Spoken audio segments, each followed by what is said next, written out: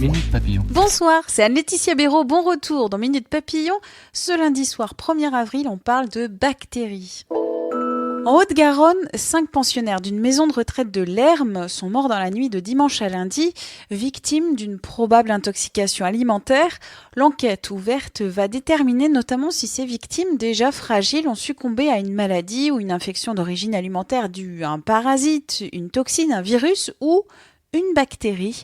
Vous connaissez leurs noms, E. coli, Campylobacter, Salmonella ou encore Listeria. Des bactéries qui contaminent les aliments, qui rendent malades les gens. Chaque année, l'Organisation mondiale de la santé estime que 600 millions de personnes dans le monde tombent malades après avoir consommé des aliments contaminés.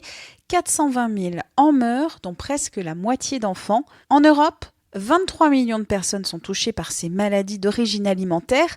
5 000 d'entre elles en meurent.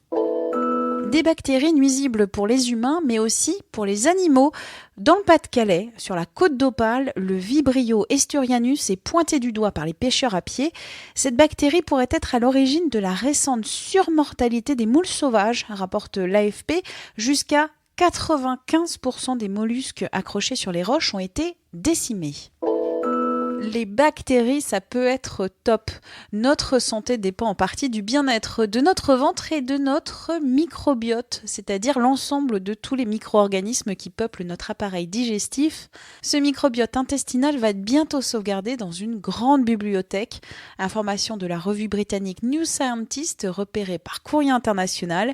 Le but de cet inventaire mondial, préserver une biodiversité et contribuer à résoudre de futures crises sanitaires, car certaines populations non industrialisées ont un microbiote différent et beaucoup plus riche que celui des populations industrialisées.